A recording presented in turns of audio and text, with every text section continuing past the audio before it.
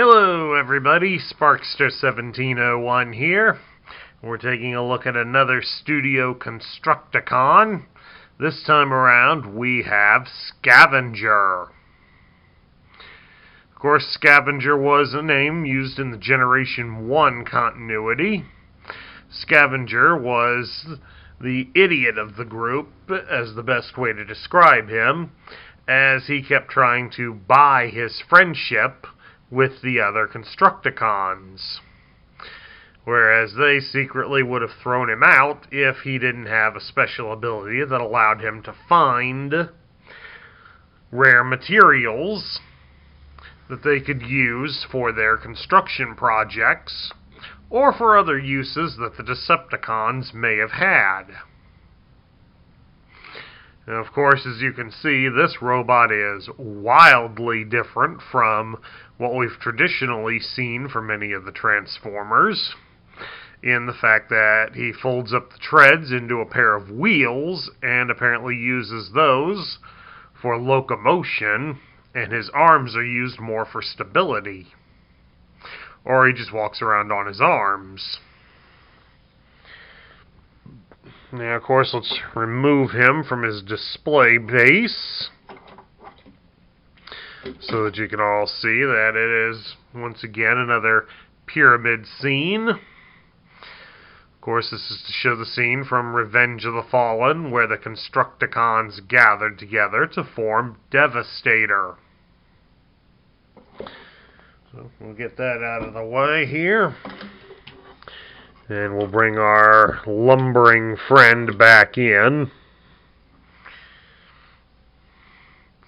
No matter how many times I look at him, he still looks silly like this, folks. I just can't help it. We'll slowly pan him around so that everybody can get a good look at him. And try to do it without dropping him off the table.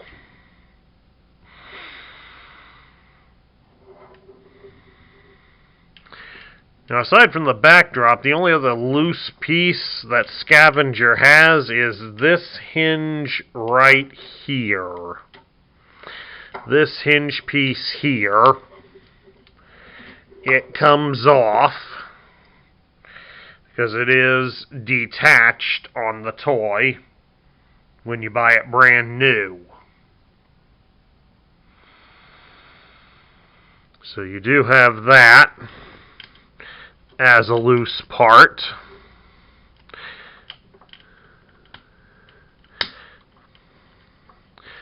So that is something to bear in mind when you are buying one, if you happen to buy one loose.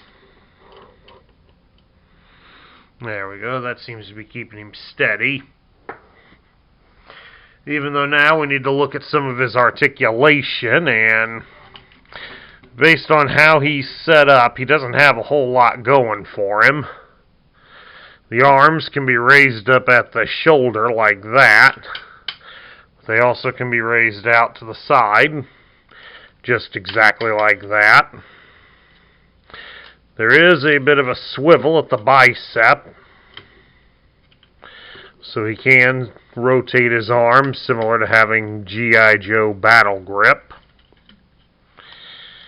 His hands, and he does have an elbow joint. He's got two elbow joints. One right here at the red areas. And of course, these gray areas also bend as well. And of course, he has an opening claw on the one side of both hands. So all in all, he is a rather strange-looking unit, but due to this design, it does also limit his posability. Now, Scavenger here is a bit more complicated than many of the other toys that have been released in this line, so this go-around we're going to be a little slower on the transformation, because I'm using an online guide to help transform him, because the instructions, unfortunately, are junk, to say the least. Okay, to start off, to transform him, we want to make sure that the extra claws are firmly snapped up against him. Then we are going to rotate the arm at the bicep so that all the mechanical bits line up like right here. And then we're going to straighten out the arms. And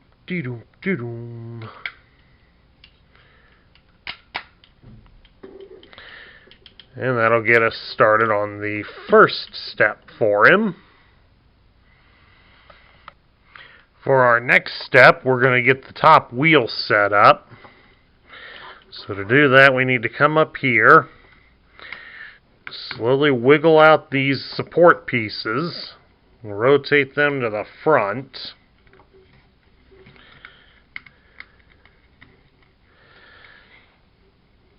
And then we rotate the top wheel all the way around so that the holes here are facing Scavenger's backside.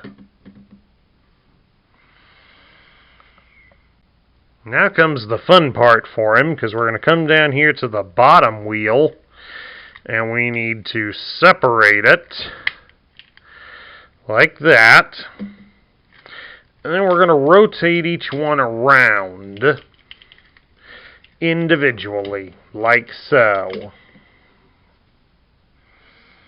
Now comes the real fun, complex part, because we're going to fold down the support pieces, and we're going to rotate the top wheel so that it comes down and in between where the bottom wheel is. Just like that. It's a bit stiff on a brand new toy, so got to work with it very carefully. Okay, with the wheel rotated down, on the bottom wheel that was originally down here, you'll see there's a large hole here on the side, and that should there's two holes here, one horizontal and one vertical. And those should line up with similar posts on the top wheel. So you'll just plug those in like so. And that plugs it in. Now, we turn him around to the back side. You'll see the top wheel here, the central one, opens up. Right in there. Now it's got a couple of support tabs right here. And there's one right here on the other side. And what you're going to do is you're going to rotate the wheel around until you find the hole that supports it. It'll basically, the tread will face, you'll see the treads facing in that general direction when you've done it right.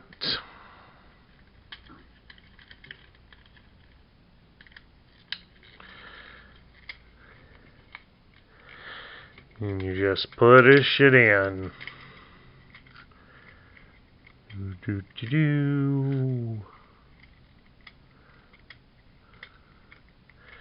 Sometimes it's going to take a little bit.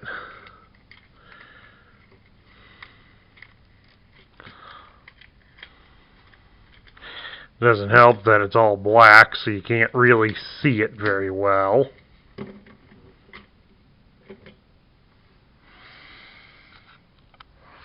Okay, in actuality, it has the treads forming along the back here, so the big central wheel of the tread is roughly about where you will connect the posts in. And once we've got them secured, you'll come in here to the treads, and you're going to fold down the sides and lock them into place. So that we're going to start getting him to resemble his vehicle mode now.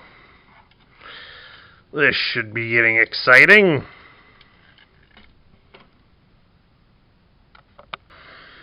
Alright, now we're going to bring him over to this side.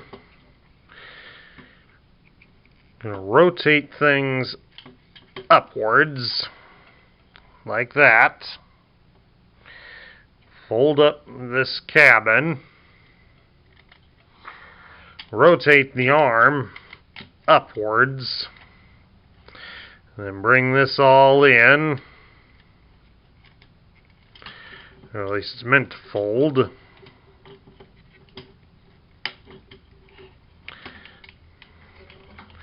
At least we got this part going. Let me check these instructions again. Okay, we didn't pop out the extra side on this. We had to rotate it just slightly. The front portion should attach to the side. And we're going to do the same thing with the opposite side. Get the side portion to fold out. And we'll see what's next. To completely close the panels in, we've got to get the arms to pop free and raise upwards. Kind of rotating it as well so that way the whole panel can be brought into a full close. There we go. That gets that in. Come on. Come on. There we go.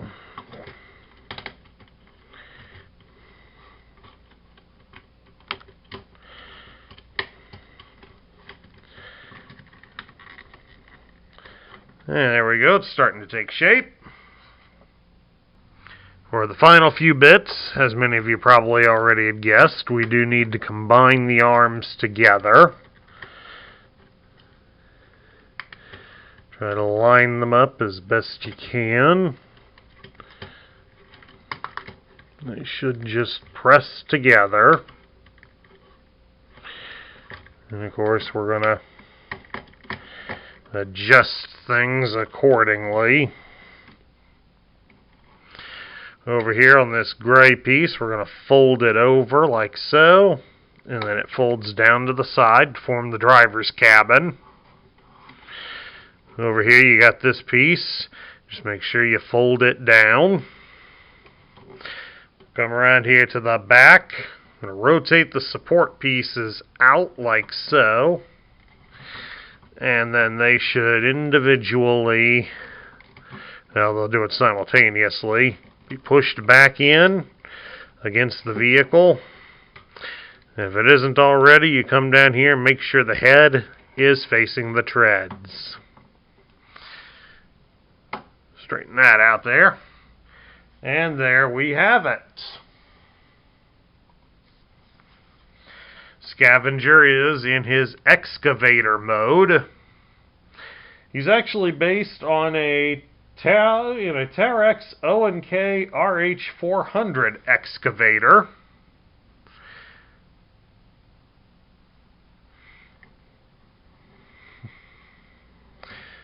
And unfortunately, due to the way he's designed, Scavenger's only going to look good in this mode in two places.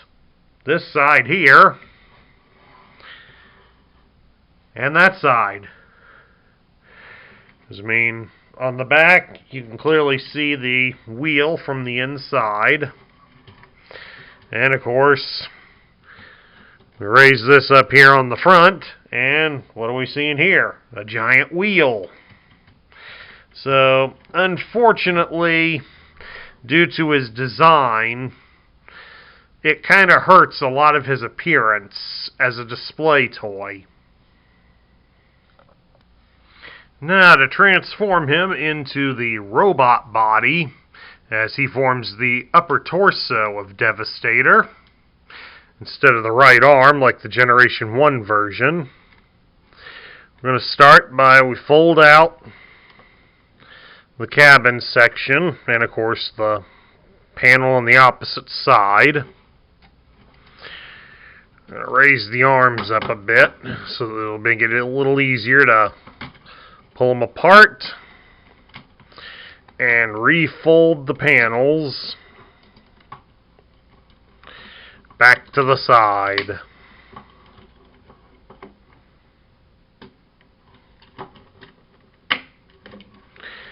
That's the first step. Okay, for the next step, we've got to bring the arms backward like this.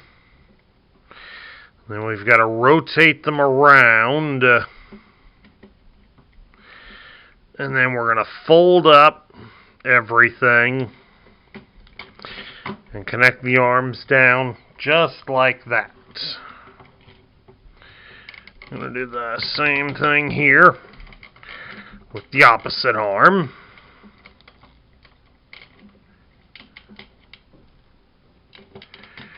Just like that. Alright, once we've got the arms folded up like that, then you're going to fold them down to the side and secure them. Just make sure that they snap into place. There we go, that's one.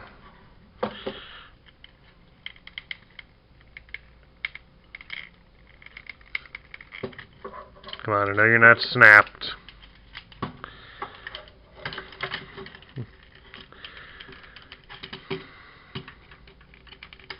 There we go. Now it's in place. Okay, the next thing we do is swing the panels up. We're going to fold, on this one, we're going to fold that little flap down. On this side, you make sure to fold down. Fold this on down, just like that. That's getting it started. I'll lay him down for a moment. Next up, we come down here to the wheel. I'm going to separate the side pieces to detach them totally free of the wheel. And of course, we also fold in our treads. Just like that.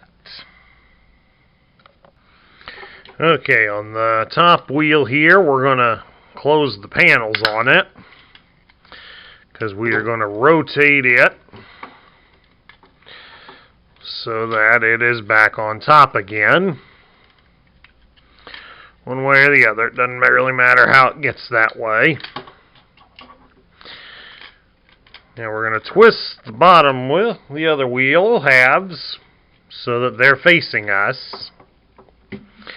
There's a spot where the wheel folds inwards. You're going to fold that section inward. Then we're going to rotate them so they line up and connect together. And they should just snap right together just like that. Alright, now we're going to rotate the top wheel. Adjust things, especially with the head, so that it can be rotated downwards. And we want it so that a lot less of the kibble is shown. We're going to come around here, we fold out the supports. Then we're going to try to just rotate them. This takes a little doing.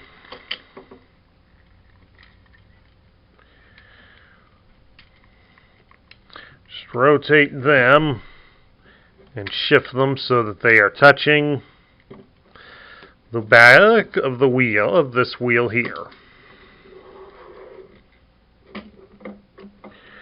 It's slowly coming together, folks. Okay, to help set up the shoulders on this unit, right here where the wheel supports are, there's a post sticking out, right where my thumb is. And as you can see, there is a hole corresponding on the panel. So fold the panel down and line them up. And get it connected in to secure the shoulders.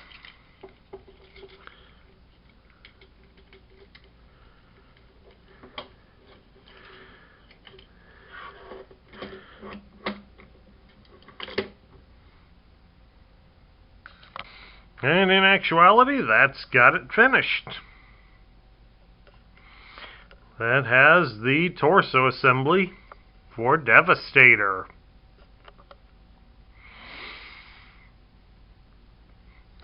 All in all, rather imposing unit. We'll just have to see how it looks when we put them all together. Now we get down to my thoughts. Constructicon Scavenger for the Studio Series. Well, the robot mode does look interesting. And I will admit the torso section for Devastator doesn't look too bad. The excavator mode, however, as I stated earlier, it only looks good from the sides. At most any other angle, you're going to see the hidden wheel inside. So while I'll agree the design for him was unique and ambitious, unfortunately when it translates to the toy, you end up having to hide a fair amount of it. And it just kind of cheapens the look of the toy. Since it only means you can display him only from two angles. So this one really probably wasn't the best thought out by the film crew. But what can you say about it? Unfortunately, the toy has been made so complicated, it is rather hard to transform him. The instructions, unfortunately, on many of these modern toys don't help that much. When you have to turn to online resources to transform it, they've made it too complicated or the instructions are just worthless. At any rate, that's my review of the Studio Series version of Scavenger. I hope you all enjoyed it. If you liked the video, please leave me a thumbs up on YouTube. If you're new to the channel, hit the subscribe button and join our ranks. Make sure to ring the bell so you'll be notified when we post new content. We ask that you share this video with your friends and fellow collectors. That helps this channel grow. And share your thoughts about Scavenger in the comments down below. This is Sparkster1701 saying I'll catch you all later.